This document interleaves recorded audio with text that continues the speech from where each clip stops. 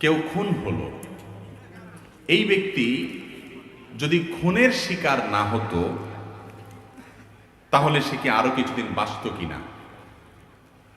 এই প্রশ্নের উত্তরে ইমাম ইবনে তাইমিয়া রাহিমাহুল্লাহ একটা হাদিস উল্লেখ করেছেন, খুব চমৎকার। সে হাদিসটি পেশ করতে চাই। মানুষের তাকদীর, মানুষের হায়াত, রিজিক, এই বিষয়গুলো দুই প্রকার।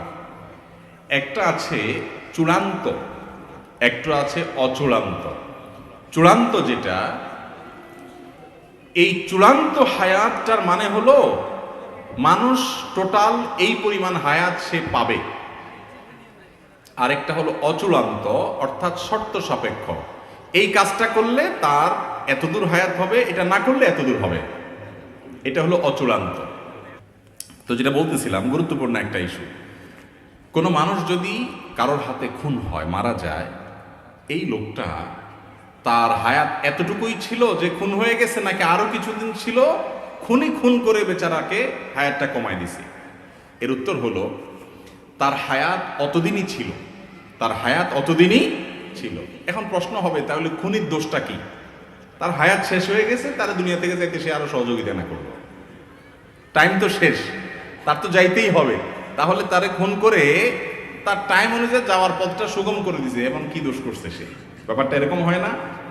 দীর্ঘ আলোচনা করার সুযোগ নাই, শুধু এটুকু বলি, খুনিকে আল্লাহ রাব্বুল আলামিন শাস্তি দিবেন এই জন্য যে তার হায়াত শেষ না শুরু, এটা নিয়ে তো তোমার দায়িত্ব নেই। তোমার কোনো দায়িত্ব, তোমার তো আল্লাহ মালাকুল মউত বানায় নাই, বানাইছে? তুমি অন্য মানুষের হক রক্ষা করবে, কারোর জীবন যেন বিপন্ন না হয় সেই জন্য দায়িত্বশীল থাকবে।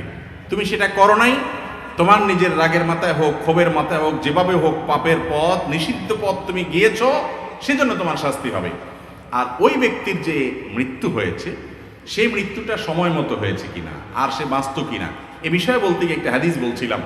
ইবনে তাইমিয়া রাহিমাহুল্লাহ হাদিসটি উল্লেখ করেছেন যে মানুষের তাকদীরকে আল্লাহ রাব্বুল আলামিন দুই প্রকার রেখেছেন, একটা মোবরাম, গায়রে মোবরাম, আর একটা চূড়ান্ত, একটা অচূড়ান্ত। একটা ধরুন, ফর এক্সাম্পল, একজন মানুষের হায়াত হবে 60 বছর চূড়ান্ত, এইটুক সে পাবেই।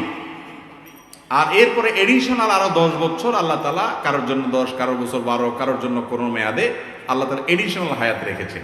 এই এডিশনাল হায়াতটা বান্দার বিভিন্ন কাজের উপর নির্ভরশীল রেখেছেন। এর অসুখ হবে, অসুখ হওয়ার পরে সে যদি গাড়ি আনে, এনে যদি ডাক্তারের কাছে টাইম মতো নিতে পারে হাসপাতালে, তাহলে সে আরো এত বছর বাঁচবে। যদি না পারে, এর মধ্যে শেষ। এই বিপদটা আসবে। যদি হয় তাহলে সেক্ষেত্রে সে এখনই শেষ হবে, যদি না হয় সে এতদিন বাঁচবে। এখন এই যে অচূড়ান্ত হায়াতটা, তাকদীরের যে লেখক ফেরেশতা, তারাও কিন্তু জানে শুধু চূড়ান্তটা, কত বছর কে পাবে, আল্লাহ তাদেরকে এতটুকু জানায় দেয়। অচূড়ান্ত যেটা, ওইটা আল্লাহ ছাড়া এমনকি তাকদীরের লেখক ফেরেশতাও পর্যন্ত জানে না। কিন্তু এই যে চূড়ান্ত অচূড়ান্ত বলছি, ওইটা আমাদের দৃষ্টিকোণ থেকে, আমাদের দিক থেকে, এই দিক থেকে যখন তাকাবেন, আল্লাহ রাব্বুল আলামিনের কাছে অচূড়ান্ত বলতে কোনো কিছু, বান্দার যোগ বিয়োগ করে প্লাস মাইনাস করে কি হবে না হবে, গাড়ি টাইম মতো আসবে কিনা, ডাক্তার টাইম মতো আসবে কিনা, এই লোক খুন করবে কিনা, খুন করতে গিয়ে খুন হয়ে যাবে কিনা, নাকি বেঁচে যাবে, কি হবে, কোথায় গিয়ে দাঁড়াবে, তার টোটাল ফিগার কি দাঁড়াবে, তার সব কিছু আল্লাহ তাআলার কাছে জানা আছে। কথা কি বুঝাইতে পারছি? তো খুনিকে আল্লাহ রাব্বুল আলামিন শাস্তি দিবেন তার অপরাধের কারণে, নিষিদ্ধ পথে পা বাড়ানোর কারণে, আর সেজন্য সে শাস্তি পাবে। আল্লাহ তাআলা আমাদেরকে বুঝার তৌফিক দান করুন।